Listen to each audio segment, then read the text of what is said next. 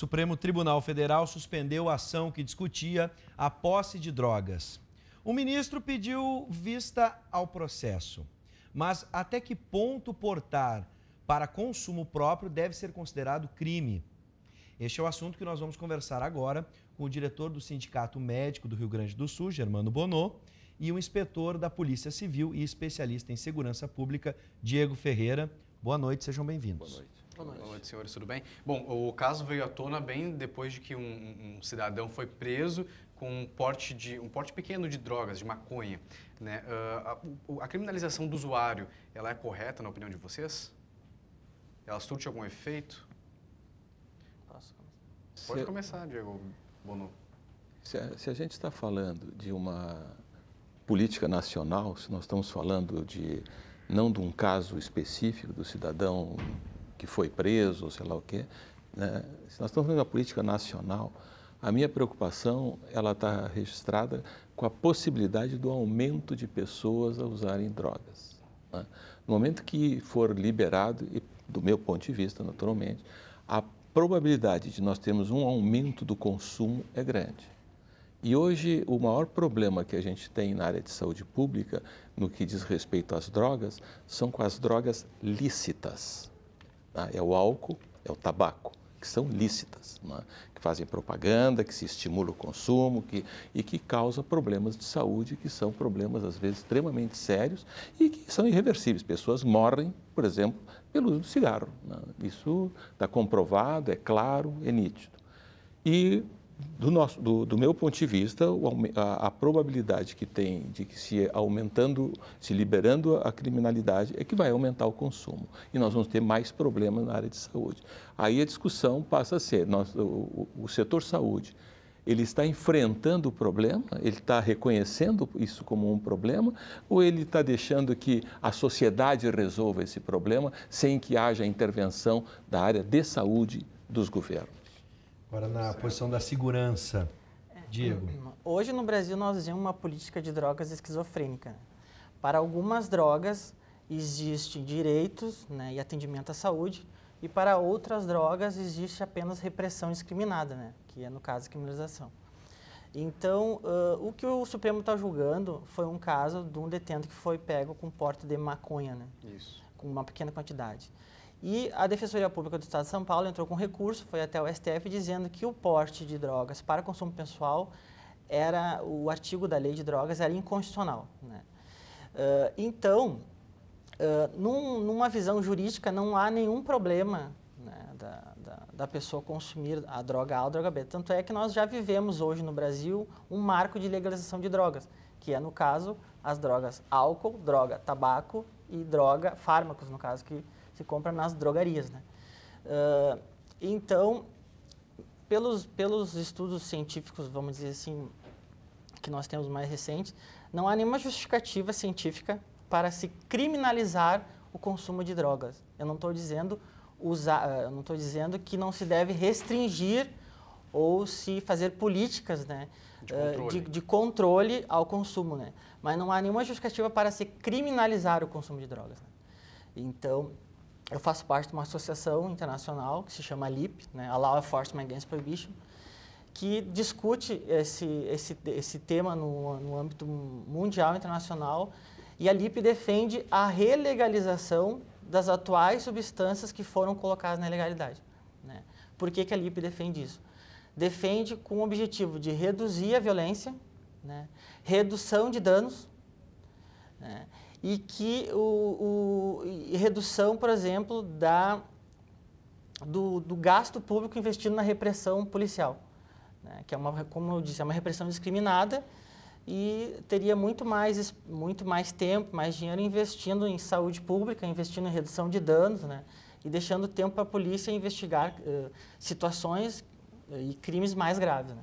Bom, antes da gente voltar para a abordagem referente à saúde, só uma questão técnica mesmo. Como é que a gente poderia interpretar na medida em que, se o STF entender que a posse não é um crime, como fica o trabalho da polícia na medida em que o comércio, né, ainda é ilegal? Como seria a abordagem? nesse caso. Isso vai ser um problema, porque o que o STF vai dizer? Ele vai dizer que o porte de drogas para consumo pessoal não é mais crime. Só que exatamente, o comércio ilegal vai continuar. Então, para nós da polícia, piora, complica a situação, né? O que deveria vir logo em seguida com isso? Já uma lei no Congresso regulamentando o consumo, né? Como existe no Uruguai, recentemente, na questão da cannabis sativa, que é maconha, como existe nos estados americanos, Colorado, Washington, Alasca, né? Que regulamentaram todo o processo da questão do consumo, produção, né? A distribuição. Então, sem isso vir logo em seguida, o trabalho da polícia vai ficar complicado mesmo, porque a lei diz que é crime. Sim. Né? Fica, a lei diz que é. Por exemplo, numa abordagem, o cidadão é abordado com uma quantidade de maconha, por exemplo. Ele vai alegar que é para consumo próprio. No momento, na defesa dele vai ser essa. Sim. E aí vai ter que se quantificar, né? O que é o consumo e o que é o comércio. E a pergunta no comércio é: um país que não conseguiu resolver o problema do comércio de cerveja, entregando para adolescentes em qualquer canto do nosso país, vai conseguir resolver o problema do comércio de drogas? Bela observação. Pois é. Eu queria que o senhor falasse desse caso, né, que a gente está falando desse usuário que estava portando maconha. Quais são os malefícios da maconha para a saúde, para o organismo? Olha, do usuário? A comprovação na área médica tem vários pontos, né? Um deles é quanto o cidadão que tem possibilidade de ter esquizofrenia, quanto mais cedo ele usar maconha, mais cedo começa o problema da esquizofrenia. A maconha é uma porta também de continuar o avanço no uso de drogas. As pessoas, o álcool, quero deixar bem claro, né? O álcool é o maior vilão aqui no nosso país, né? 60% a 70% das internações hospitalares por drogas é o álcool, vamos deixar bem claro, né? É uma questão seríssima. As pessoas estão acostumadas a ter um uso, digamos assim, doméstico, todo mundo acha que é normal tomar uma cervejinha, tomar um vinho, tomar uma cachaça, mas do ponto de vista de saúde pública é um dano enorme que nós estamos falando. E a nossa sensibilidade em relação a drogas é no mesmo sentido. Vai aumentar o problema de drogas num país. Um país que não tem condições de dar atenção médica às pessoas. Estou falando de saúde mental, estou falando a questão das drogas. A quem usa drogas vai complicar cada vez mais. Se me permite um exemplo assim típico do que a sociedade fez, quem é que cuida da recuperação das pessoas que se envolvem com drogas, lícitas ou ilícitas? É o CAPS, é o hospital. O CAPS é ambulatorial. Os casos agudos não tem como o CAPS resolver, porque, na verdade, muitos nem psiquiatra têm. Então, vai para o hospital. As regras dizem 20 dias no hospital. E aí vai para onde? Para a comunidade terapêutica. Quem comanda as comunidades terapêuticas nesse país são as igrejas, são as sociedades, as organizações não governamentais que recuperam as pessoas que vão para lá. E é uma omissão dos governos, municipal, estadual, federal, dos municipais, com raras exceções, tem alguns municípios no Rio Grande que se preocupam com isso, nos estados, o Rio Grande do Sul, que tem 6 a 7 mil pessoas internadas em comunidade terapêutica, o estado do Rio Grande do Sul dá bolsa para 600. No país, o Ministério da Justiça é quem congrega, quem comanda essa parte das comunidades terapêuticas, porque o Ministério da Saúde se omitiu desse tipo de tratamento. Antes da gente, o Diego, você quer completar? Eu gostaria de uma observação no caso do Uruguai, nas duas perspectivas, quanto da saúde quanto da segurança, na medida em que, em alguns casos, até vou mais longe do que o Uruguai. Por exemplo, alguns estados dos Estados Unidos, a Califórnia, por exemplo, onde o uso da maconha agora foi liberado para o uso recreativo, mas anteriormente tínhamos o uso medicinal da maconha. Já entrou em discussão no sindicato essa possibilidade de vir a ter essa, digamos assim, essa brecha, ou até mesmo, não digo brecha, mas o uso da maconha medicinalmente? Mas qual o problema de usar o produto químico, acho que é o THC, se não me falha a memória, da maconha, sob a forma de cápsula? Sim. Entende? Qual o problema? O uso medicinal sob a forma de cápsula, sei lá o quê, não tem... É a mesma coisa que tu diz, a gente usa morfina na medicina. Qual é o problema de usar a morfina se é usada dentro do ambiente hospitalar, em tratamento, etc.? Não vejo problema nenhum. Agora, em relação ao Uruguai, se me permite, por favor, nós estamos falando de um país que tem uma população do tamanho da população da região metropolitana de Porto Alegre. Né? Um país que tem uma estrutura de recursos humanos bem montada, bem estruturada. Um país que está controlado com fronteiras bem nítidas. Nós não estamos falando de um país que tem em torno de quê? De 8 milhões de quilômetros quadrados? 200 milhões de habitantes, com uma fronteira aberta, uma fronteira ligada aos maiores produtores de cocaína do mundo, né? E que por onde entra a cocaína. Eu morei no Amazonas, entende? Sei das dificuldades que é tu poder fazer o policiamento de uma fronteira como a fronteira do Amazonas, em que o cidadão em Tabatinga, para ir ao outro posto do exército em Tabatinga, em Estirão do Equador ou qualquer outro, é 1 hora de voo, né? Por cima da selva. Então, não há como comparar o Uruguai com o Brasil. Claro. Com o Brasil. Como não dá para comparar o Brasil, tampouco com os Estados Unidos, na questão educacional, na questão de ordem de segurança. Agora, pergunte qual é o maior hospital psiquiátrico dos Estados Unidos. É a cadeia de Los Angeles, em determinados dias de semana, tem mais de 3 mil pessoas internadas por razões de doença mental. Não é só droga, não. Sim. Envolve doença mental. Não, só para acrescentar uma informação, seguido, doutor Germano, a gente tem noticiado aqui a entrada de cigarro contrabandeado pela fronteira do Paraguai, aqui no Rio Grande do Sul, ou seja, muita coisa. Brasileiro que vão para lá e voltam. É, o tabaco, o cigarro mesmo. Carros abarrotados de cigarro contrabandeado, totalmente ilegal, para ver como a nossa fronteira passa tudo, né? Literalmente. Voltando à questão do Uruguai, né? Uruguai, né? Falando na questão da maconha, né? O Uruguai, em plena década de 70, 76, em plena época da ditadura, ele descriminalizou o que aconteceu em Portugal também, em 2001. O Uruguai descriminalizou o consumo de drogas, né? Então, qualquer droga, desde a maconha até a heroína, cocaína, qualquer uma. Então, em 2013, o que aconteceu? Aconteceu a legalização do comércio desse consumo que já existia. Então, hoje lá no Uruguai não existem ainda as farmácias vendendo a questão, o remédio à base da maconha, né?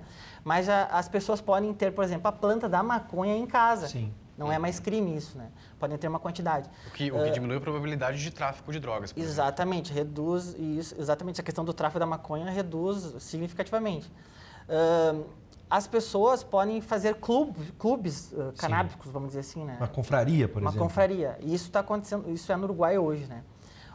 O Uruguai, ele não só legalizou a maconha, ele está num processo de relegalização de substâncias, que começou em 76, só toda a questão da ditadura, toda a questão do movimento de guerra às drogas americano, houve esse freio, né? Nos estados, só que no Uruguai existe uma concessão estatal, né? É uma licença, é o Estado que controla. Nos Estados Unidos é diferente, está tendo o livre comércio, né?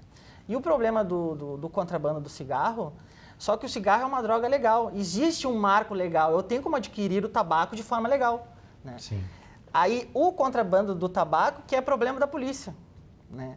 Hoje não, hoje todas as drogas, no caso, que foram colocadas na legalidade são problemas da polícia e problemas da saúde. Por isso que é uma política bipolar, porque ela está um pouco na saúde e um pouco na segurança pública, né? Sim. E deveria ficar só na saúde, né? Teria que tirar isso do âmbito penal, né?